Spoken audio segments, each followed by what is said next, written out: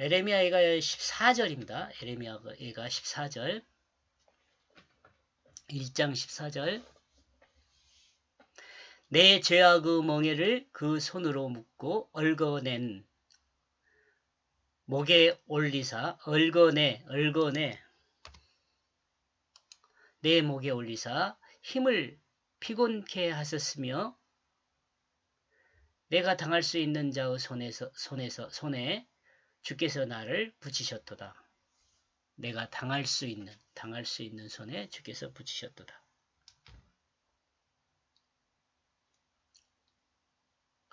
그 멍에에 그 죄악들에 그 손이 묶이게 되고 있다.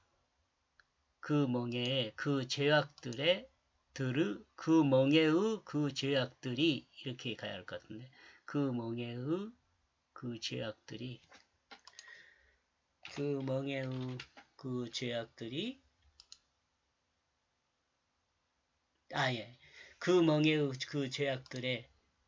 멍에의 죄악들에 의해서 내 손이 묶이게 되고 있다. 이렇게 되는 거죠. 내 손. 밑에서 이 설명을 하는지 모르겠네요. 이 손이라는 것은요. 삶의 방법이에요. 삶의 방법. 그것들 스스로 얽혀 내 목을 향하여 올라갔다. 멍에의 죄악들이 스스로 얽혀가지고 내 목을 향하여 올라왔다는 거. 내 목을 향하여. 그것은 비틀거리게 만들었다. 죄악들이 비틀거리게 만들었다는 거죠. 주님의 두 손이 나에게 힘을 줬다. 나는 일어설 수 없다. 주님의 그 두 손이 여기 주님의 온전한 방법이 두 손 이러면 밑에 설명을 하고 있는지 모르겠습니다. 만약 설명 안 한다면 다시 한번 해봅시다. 이건 이것이 이제 옛날에 기록한 거기 때문에 요즘은 제가 조금 더 이렇게 좀 말씀에 구체적으로 이렇게 좀 더 생각을 하게 되었기 때문에 부족한 것이 있으면 뭐 보강을 하는 걸로 그렇게 하겠습니다. 이 책은 제가 옛날에 써놓은 거기 때문에요. 제목 멍에. 내 손의 모든 범죄는 멍에가 되었다. 그 죄악들은 서로 얽혀 멍에가 되었다. 그리고 그 멍에는 내 목을 향하여 올라왔다. 그러므로 그 멍에는 나를 비틀거리게 만들었다. 그러나 주님의 두 손이 나로 똑바로 걸을 수 있도록 힘을 주었었다. 그러나 나는 쓰러져 일어날 수 없다.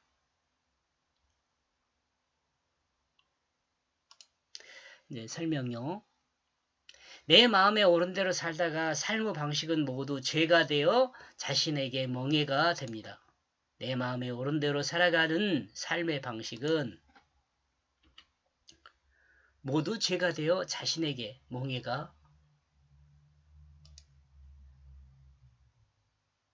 네 자를 뺍시다.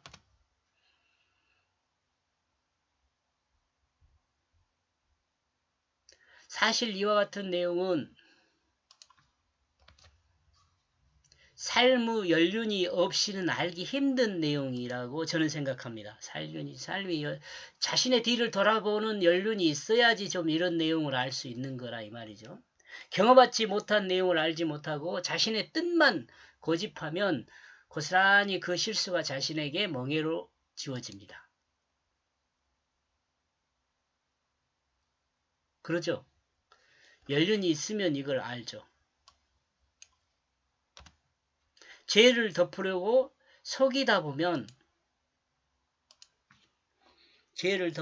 주변을 속이다 보면 또한 속이기 위해 죄를 저질러야 하는 경우들이 생깁니다. 그죠? 이 역시 자신에게 고스란히 멍해로 돌아옵니다. 이와 같은 삶에서 인생의 다양한 멍해는 삶을 비틀거리게 만듭니다. 절대적 진리가 없기 때문에 절대적 진리. 여기서 절대적 진리라는 것은 사실이라는 걸 말하면 진리는 있는 거거든요.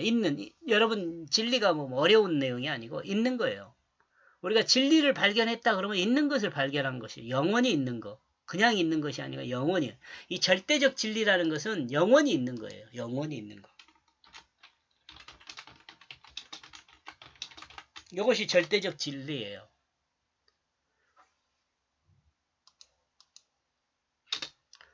없기 때문에가 유혹자인가?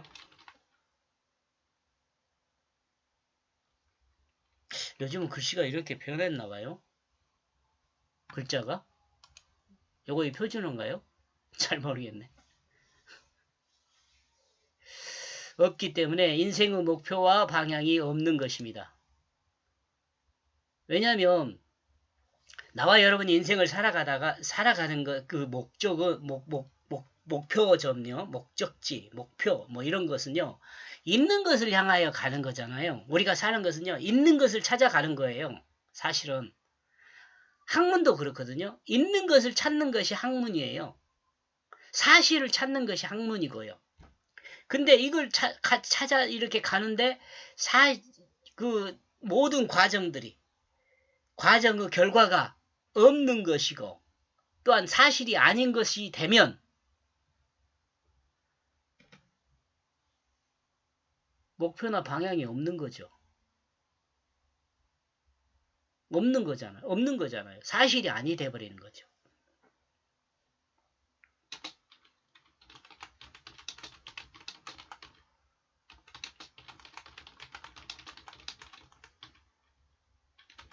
사실이 아닌 것을 확인한 것이 되죠.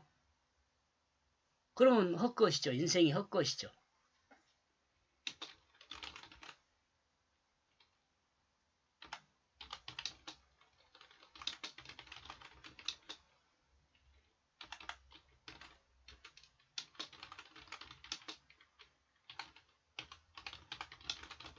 헛것이 되는 거죠.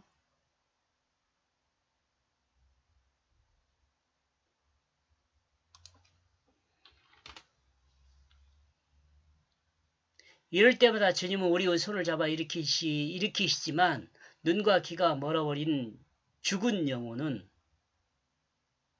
일으키지만 눈과 귀가 멀어버린 죽은 영혼은 주님이 내민 그 강한 손을 붙잡지 못합니다. 그러므로 또다시 똑바로 걸을 수 있는 기회를 잃어버리죠. 그리고 쓰러지게 됩니다. 현재 우리가 이러하듯 이스라엘 백성도 이와 같았습니다. 하나님의 진노로 그 마음을 바로잡을 기회를 주고 골수에 불을 내렸지만 그 마음은 변하지 않았습니다. 여기서 잠깐 아까 우리가 생각하기로 한 거 있잖아요. 여기서 내 손이 묶였다는 것하고 두 손아에 대해서 설명을 잠깐 하겠습니다.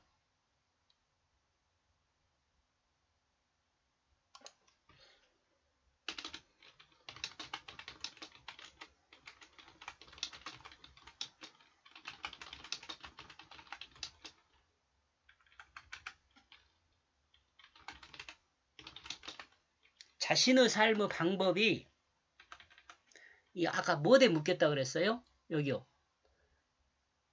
죄악들에 묶였다 그랬잖아요. 죄악들에 묶였다는 것을 말해요.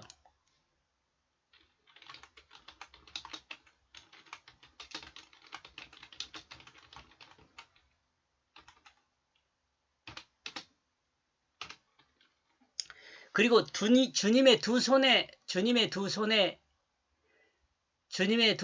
나에게 힘을 준다는 말이잖아요. 그것은요.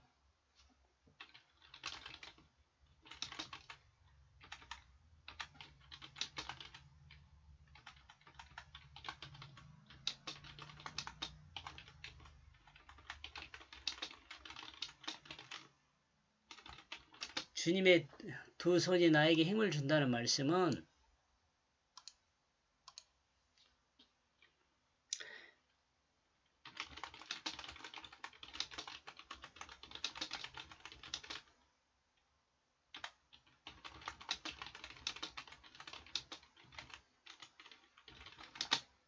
의미이다. 의미이다. 예.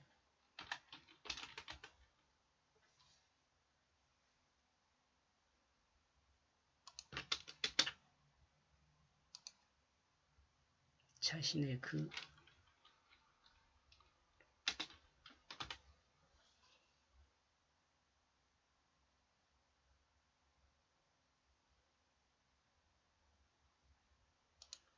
자, 이것을 요요요 십자가와 부활이 나에게 힘을 준다는 의미이잖아요. 그러니까 이것이 삶의 방법을 바꾸는 거죠. 이것이.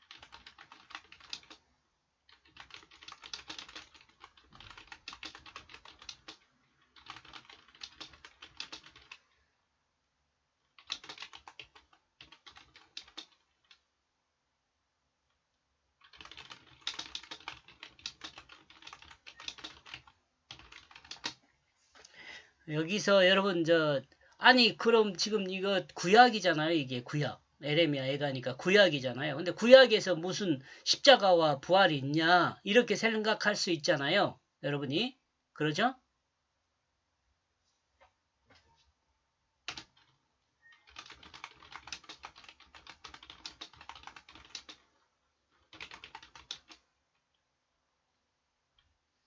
제사를 통해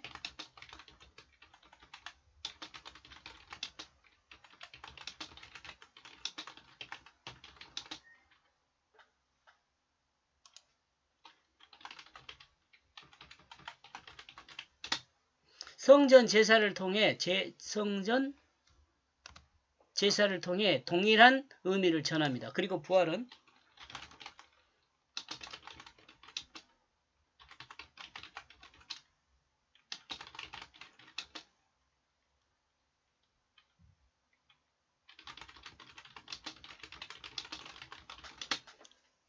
똑같이 동일한 의미를 전해요. 성전 제사라기보다는 성전 제사가 맞기는 맞는데 이렇게 합시다. 그냥 성전 제사요. 뭐 번제도 다 포함돼요. 이거 지금 설명해 드렸습니다. 이거 지금 내 손이 묶인 것은 뭐라고요? 내 손이 묶인 것은 내 인생의 삶의 방법이 이 죄악들에 묶여 있다 이런 것을 말하는 거라 그죠?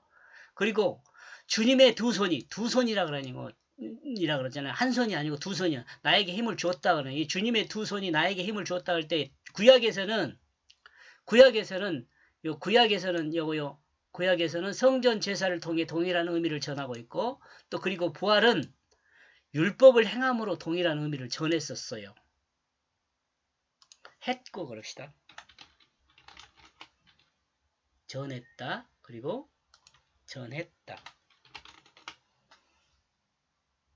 그러니까 구약 여러분 우리가 믿음 그러면 여기도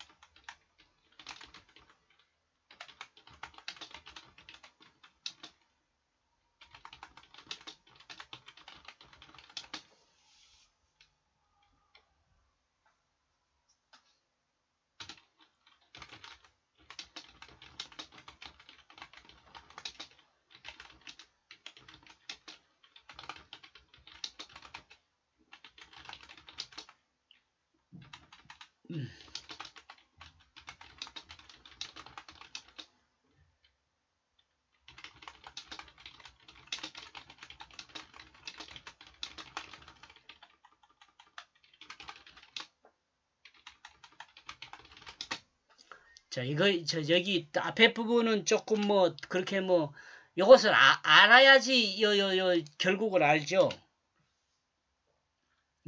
구약에서는 구약에서 십자가는 성전 제사를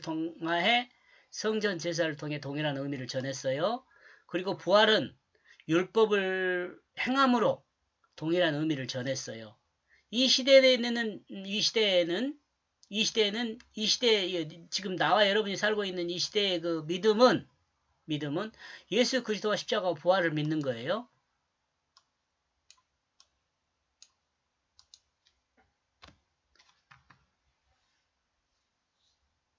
그리고 구약에서 믿음은 제사와 율법이었어요. 그런데 조금 더 중요하다고 생각하는 건 요거예요. 요거. 나와 여러분에게 믿음은 뭐냐?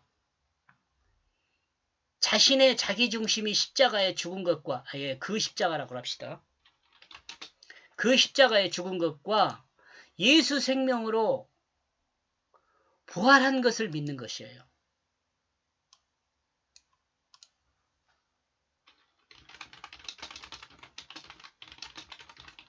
요거이 구원받는 믿음이에요. 믿음이 뭐냐고 물어보면 요걸 이야기해야 돼요. 믿음이 뭐냐고. 나와 여러분이 믿는 것이 믿어야 할 것이 뭐냐? 내가 죽은 것과 내가 다시 예수 생명으로 산 것을 믿는 것이요.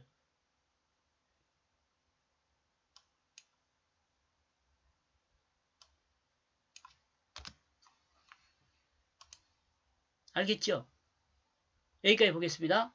14절까지 봤어요.